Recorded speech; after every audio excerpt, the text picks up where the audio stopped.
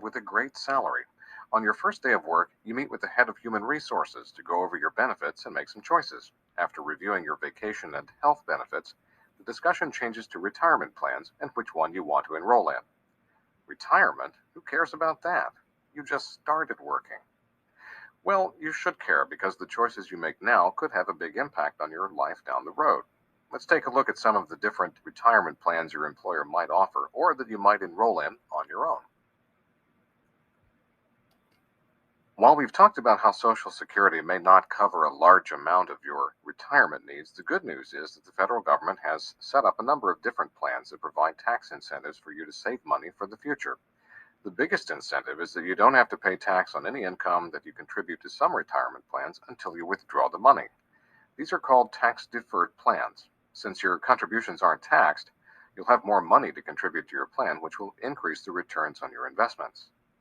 Eventually, you will have to pay tax on the income when you start to withdraw funds from the account after you retire. When you do, you may be in a lower income tax bracket since you won't be working anymore, so you might pay a lower tax on this money than you would have at the time you earned it. Because these tax incentives are provided for you to save for retirement, currently you'll pay a penalty if you withdraw funds from these plans before the age of 59 and a half.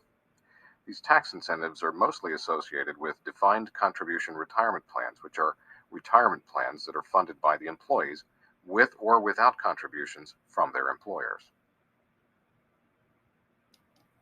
The options for retirement plans used to be a lot simpler. Many people worked for one company for the majority of their working lives, and many companies set up pension plans to pay their employees' retirement. How much money you received when you retired usually depended upon how long you worked for the company, how old you were when you retired, and how much you made. Some jobs still have these types of retirement plans known as defined benefit plans. As long as the plan remains the same, employees under these plans can predict exactly how much they will receive in retirement. They are still common with many government jobs and some large corporations, although increasingly less so. Defined benefit plans offer employees a number of benefits. For example, employees often can choose to get a set monthly payment until death, which may continue in some amount if their spouse outlives them. Benefits are set in advance and aren't determined by how well the underlying investments perform. Also, employees don't have to contribute money, although that is changing for many plans. Many plans are guaranteed up to a certain annual maximum by the federal government through the Pension Benefit Guaranty Corporation, PBGC. There are some drawbacks for employees because they may have to work for the company for a number of years before they can get any pension, and if they leave before that time, they often won't get anything. Since the pensions are predefined, there's no possibility that the retirement benefit will be any higher, even if the company does extremely well. Because these plans are expensive for employers to operate, defined benefit plans are becoming less common in private industry, although they're still common for public employees. As pensions become less common, defined contribution plans are quickly becoming the norm. Businesses like them because they are less expensive to operate and reduce the number of financial obligations they have on their balance sheet, which can be good for their stock price, among other things. There are some large differences with defined benefit plans. For one, unlike pensions, these plans are funded mostly by the employee, with some employers making contributions. Instead of a guaranteed return based on a formula, your retirement benefit depends on how much and how long you invested and what the returns were. This means that your benefits may run out if you don't save enough or if your investments don't perform well. There are some benefits, however. If you're like the majority of Americans, you'll probably work for a number of companies during your career. Any retirement contributions are yours to keep, so you don't have to worry about losing them like you might under a pension plan. Since these accounts usually offer different investment options, you have greater control over where you invest your money, so there's a chance that you'll make a higher return on your money. If you're good at saving, you may be able to contribute quite a bit more each year to your account, which will increase your final retirement savings. However, since these plans can offer tax deferral advantages, the government and possibly your employer can limit your annual contributions. As you can see, the biggest difference between defined benefit and defined contribution plans is that with defined contribution plans, you have more control over your retirement money, but you're also entirely responsible for making sure you save and invest well. You're not obligated to take part in a defined contribution plan. They are optional. You'll find that many employers that contribute to these plans as part of your benefits will only do so if you contribute. In fact, many employers will match your contributions, which means you'll double every dollar that you save for retirement. If you don't contribute, you don't get any of that free money. It's your choice and your responsibility. Let's look at an example of how employer contributions can make a big difference in your retirement savings.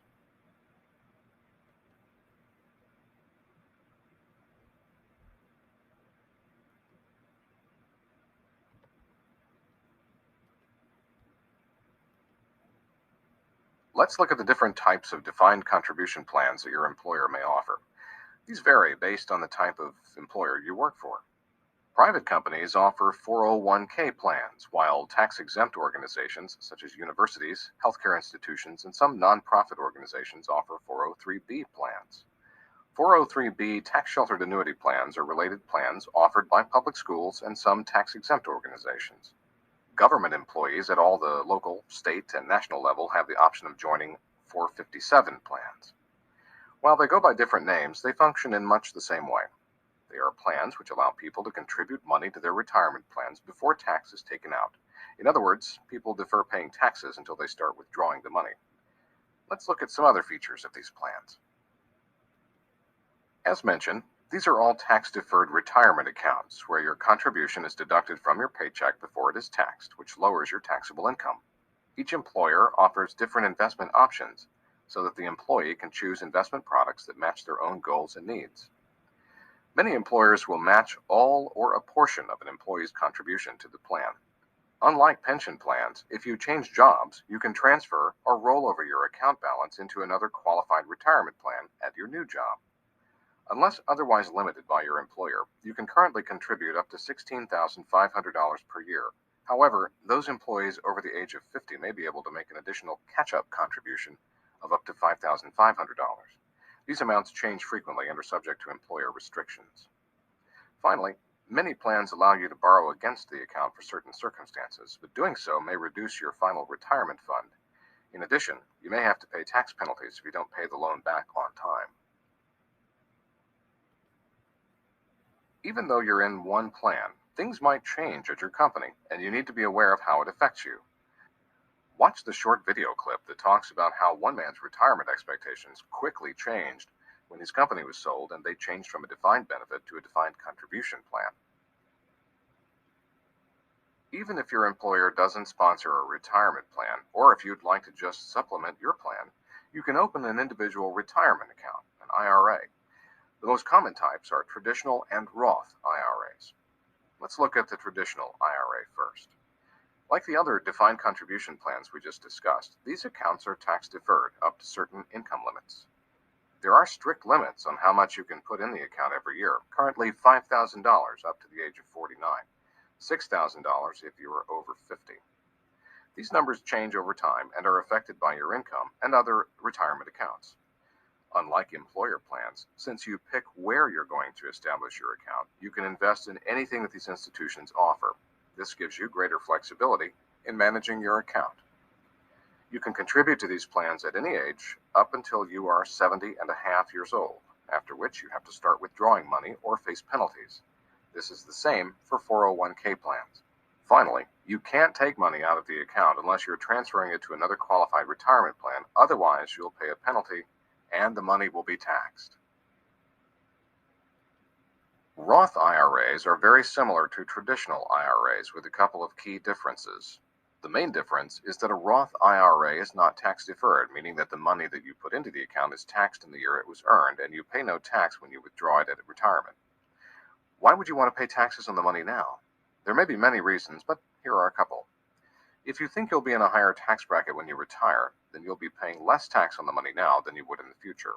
Since you don't know what your tax situation will be when you retire or what tax policy will be, paying the tax now can be part of your retirement tax strategy. Another big difference is that with a Roth IRA, unlike with traditional IRAs or employer-sponsored plans, you aren't required to start withdrawing money when you turn 70 and a half years old. This can be a big benefit depending on your retirement or estate planning needs. Both the traditional and Roth IRAs have similar limits on how much you can put in the account every year, currently $5,000 up to 49 years old, and $6,000 if you're over 50.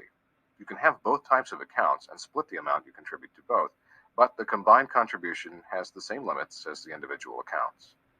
These numbers change over time and are affected by your income and other retirement accounts. See the IRS website for the most current information. Now let's talk about a couple of self-employment retirement plans that are designed for self-employed individuals and small business owners. The Keogh plan can be set up as a defined contribution or a defined benefit plan. It is not an IRA. These plans are limited to businesses with 10 or fewer employees. Because they're difficult to set up and expensive to administer, they're best suited for high-income small businesses.